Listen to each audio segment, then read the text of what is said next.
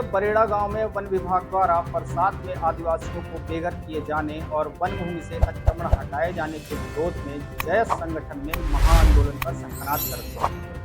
करंजिया पहुंचे जयस के संरक्षक हीरालाल अलावा ने आदिवासियों के साथ हो रहे अत्याचार पर विरोध जताते हुए वन विभाग के दोषी अधिकारियों के खिलाफ कार्रवाई की मांग की। उन्होंने पीड़ित आदिवासियों को मुआवजा दिए जाने के साथ साथ वन भूमि पर काबिज किए जाने की मांग की। वहीं आदिवासियों पर अत्याचार का आरोप लगाते हुए आदिवासी नेताओं ने मध्य प्रदेश सरकार पर जमकर निशाना साधा। आपको बता दें कि कुछ समय पूर्व वन विभाग के अधिकारियों पर बरेड़ा गांव में भारी बरसात में अतिक्रमण हटाने के दौरान आदिवासियों से मारपीट करने के आरोप भी लगे। वहीं प्रशासन से घटना की शिकायत पर कार्रवाई नहीं होने पर आदिवासियों में नाराजगी देखी जा रही है। देखिए, एक सामाजिक संगठन के बैनर तले हुआ है ताकि कोई राजनीतिक ठप्पा लगने के बाद अलग किसी राजनीतिक दल के प्रतिनिधि अपनी दूरी ना बनाए। यही वजह है कि सामाजिक संगठनों के बैनर के तले पर यह हुआ है कि सब लोग आके इस पे चिंतन करें, मनन करें कि स्वाभाविक रूप से आप हम सब इस बात को मानेंगे कि जो बरेंडी में जो हुआ है वो गलत हुआ है।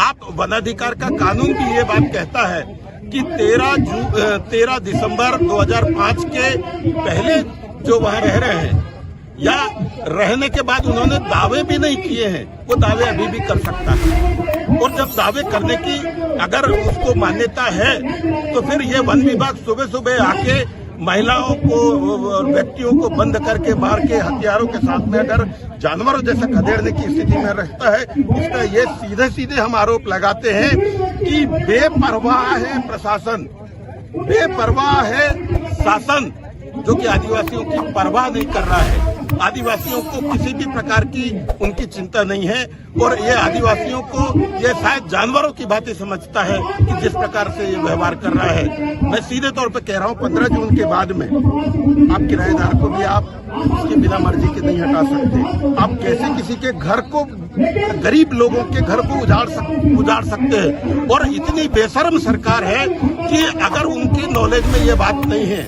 और अब जब ये बात बहुत लेवल पर आ गई है तो उन्होंने उन अधिकारियों के ऊपर कार्यवाही क्यों नहीं करी। और अगर अधिकारियों के ऊपर अगर कार्यवाही नहीं करी तो हम सीधे तौर पे आरोप लगाते हैं कि शासन भी उसमें मिली हुई है।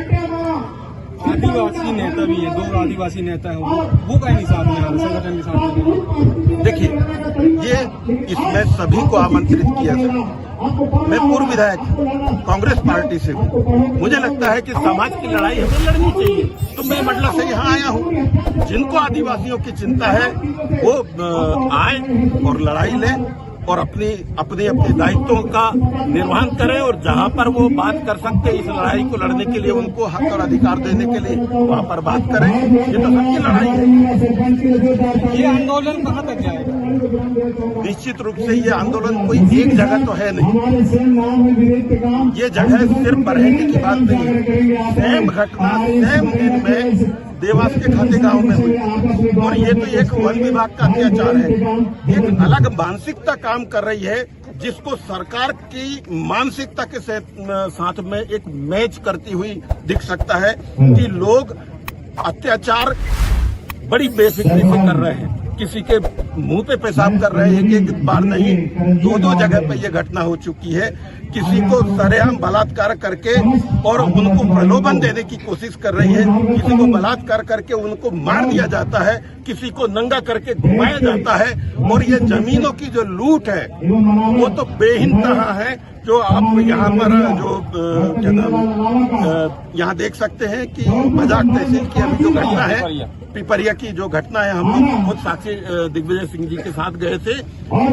4 आदिवासियों के नाम पर 750 हेक्टेयर या एकड़ जमीन अब करवा दिया जाता है। अब जाके देख लो, 4 आदिवासियों जिसके नाम पे किया वो इनकम टैक्स पे करते हैं, उनके पास पैसा कहाँ से आया। ये जो पूंजीवादी ताकतें हैं, इन पूंजीवादी ताकतों का एक गठजोड़ बन गया है जो कि जो लूट सको तो लूट, जिनको सरकार का सीधे सीधे समर्थन हासिल है, जिसका विरोध करते हैं। वो तो खुद BPL कार्ड है जिनके नाम से जमीन ये बात आप पूरी मीडिया को भी पता है कि जिन्होंने 750 एकड़ जिनके नाम पे हुई है वो बीपीएल के कार्डधारी है। उसके बाद भी राष्ट्रपति संज्ञान नहीं ले पाती, उसके बाद राज्यपाल संज्ञान नहीं ले पाते आदिवासियों के हक के लिए।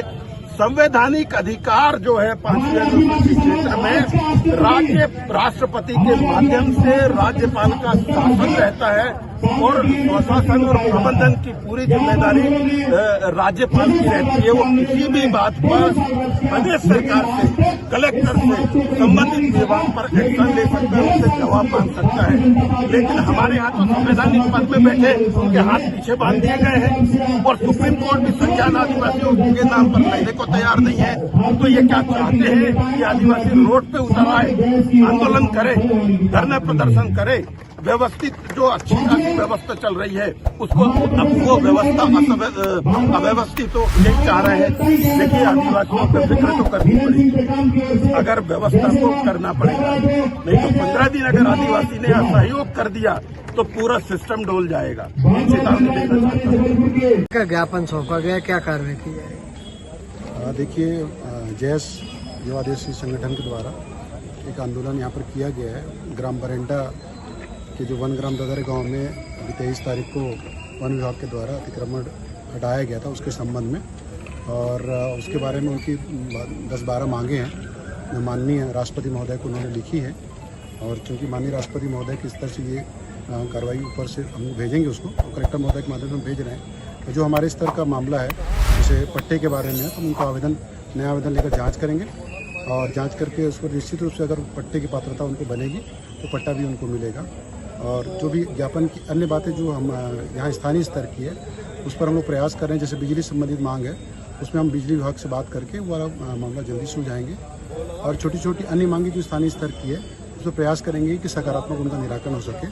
और बाकी जो शासन स्तर की मांगे हैं तो चूँकि ज्ञापन शासन स्तर तक जाएगा और तत्काल हम भेजेंगे और ये प्रयास करेंगे कि जो डिमांड है जो नियम के दायरे में है वो डिमांड जरूर पूरी की जाए। इसी तरह की बात है।